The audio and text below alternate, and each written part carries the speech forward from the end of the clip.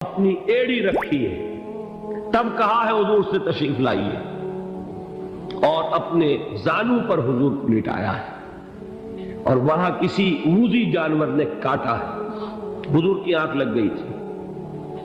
اس وقت اس بل کے اندر جو بھی بچھو ہے کیا ہے واللہ عالم، اس نے کاٹا ہے۔ اس کی تکلیف کی وجہ سے ابو بکر کی آنکھوں سے آنسو ٹپک گئے، حضور کے چہرے مبارک پر پڑے ہیں تو حضور جاگے ہیں، معاملہ کیا ہے؟ ایڑی نہیں ہٹائی وہاں سے، مبادا وہ جانور وہاں سے نکل کر محمد الرسول اللہ کو کوئی گزن پہنچا دے۔ ابو بکر کی ایڑی ہے، جس طرح چاہے کھا لے، ختم کر دے، جان نکل جائے تب کوئی آنچ آئے محمد پر تو آئے، لیکن جیتے جی نہیں۔ وہ ہے ابو بکر۔ حضور کے خیال سے اس وقت حضور نے پھر اپنا لعاب دہن لگایا ہے، اور اس سے پھر آپ کی تکلیف ختم ہوئی۔ جیسے خیبر میں حضرت علی کی آنکھ دکھ رہی تھی، اس کو جو شفا حاصل ہوئی ہے وہ بھی حضور کے لعاب دہن سے ہوئی۔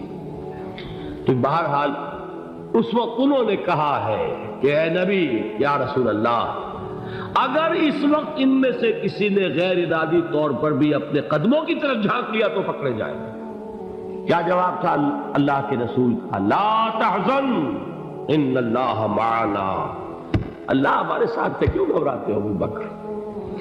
یہ ہے ایمان باللہ۔ اللہ تعالیٰ نے جو انسان پیدا کیے ہیں ان کے مزاج مختلف ہیں۔ ان میں کچھ لوگ ہوتے ہیں جو قوی ہوتے ہیں ارادے کے، جو فیصلہ کر لیا ڈٹ گئے۔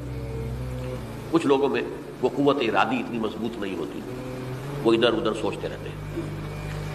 کچھ لوگ جسمانی طور پر بہت توانا ہوتے ہیں، کچھ لوگ جسمانی طور پر پیدائشی طور پر کمزور ہوتے ہیں۔ تو اگر کوئی قوت ارادی کمزور رکھنے والا شخص ہے، وہ بھی تو اللہ کی تخلیق ہے، اللہ کا بندہ ہے، خطاؤں کا ظہور ہو جاتا ہے، توبہ کرتا ہے، پھر کچھ عرصے کے بعد پھر خطا کا ظہور ہو جاتا ہے، پھر توبہ کرتا ہے، تو ہم تو یہ سمجھیں گے کہ ایک حد کے بعد پھر اس کی توبہ قبول نہیں ہونی چاہیے۔ لیکن حدیث سنیے، وعن ابی ہریرہ رضی اللہ تعالی عنہ قال قال رسول اللہ صلی اللہ علیہ وسلم ان عبدا اذنب ذنبا، یقیناً ایک بندہ جو ہے وہ ایک گناہ کرتا ہے، فقال، پھر وہ کہتا ہے رب، اے میرے پروردگار، اذنبت فاغفر لی، مجھ سے گناہ ہو گیا ہے، مجھے معاف فرما دے۔ فقال ربہ، تو پروردگار یہ کہتا ہے اعلم عبدی ان لہ ربا یغفر الذنب ویأخذ بہ،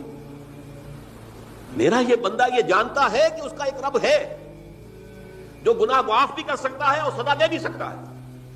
کیا معنی ہوئے؟ گناہ اس نے کیا ہے لیکن جانتا ہے اللہ کو کہ وہ معاف بھی فرما سکتا ہے، تبھی تو وہ اللہ سے معافی کی درخواست کر رہا ہے۔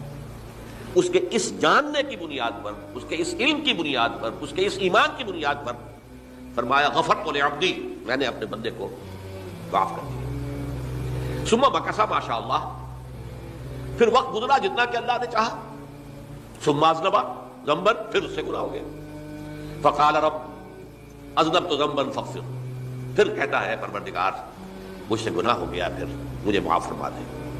فقال ربہ، اللہ فرماتا ہے عالم عبدی ان لہ ربا یغفر الذنب ویأخذ بہ، میرا بندہ ہے نا جو جانتا ہے کہ اس کا ایک رب ہے، ایمان باللہ اس کے اندر ہے، تبھی تو پکار رہا ہے، اور یہ بھی جانتا ہے کہ وہ گناہ معاف بھی کر سکتا ہے اور چاہے تو پکڑ بھی سکتا ہے، سزا بھی دے سکتا ہے۔ تو فرمایا، اللہ تعالیٰ فرماتے ہیں میں نے فرمایا کہ میں نے معاف کر دیا۔ ثم مکث ما شاء اللہ، پھر ایک عرصہ گزرا اس کے بعد، ثم اذنب ذنبا، پھر اس نے گناہ کیا، قال رب اذنبت ذنبا آخر، اس نے کہا پروردگار میں نے تو پھر ایک اور گناہ کر دیا، فاغفر لی، مجھے بخش دے۔ فقال اعلم عبدی ان لہ ربا یغفر الذنب ویأخذ بہ، میرا بندہ جانتا ہے نا کہ اس کا ایک رب ہے جسے وہ پکار رہا ہے، اور وہ جانتا ہے کہ اسے اختیار حاصل ہے کہ چاہے تو بخش دے اور چاہے تو پکڑ دے۔ اس کے اس علم، اس ایمان کی بنیاد پر میں نے اسے معاف کر دیا۔ ایک اور حدیث، میں نے چونکہ اس گفتگو کے لیے ان احادیث کا تفحص کیا ہے، یہ تو بہت ہیں حدیثیں، میں نے ان میں سے کچھ چنی ہے۔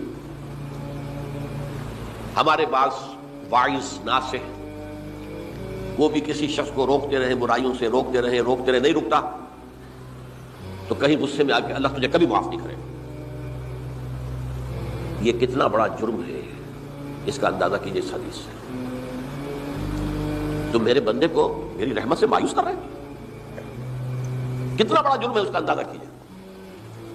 یہ مسلم شریف کی روایت ہے عن جندب، حضرت جندب رضی اللہ تعالی عنہ سے، ان رسول اللہ صلی اللہ علیہ وسلم حدث، کہ اللہ کے رسول صلی اللہ علیہ وسلم نے ایک واقعہ بیان کیا. ان رجلا قال، کہ ایک شخص نے یہ کہا، واللہ لا یغفر اللہ لفلان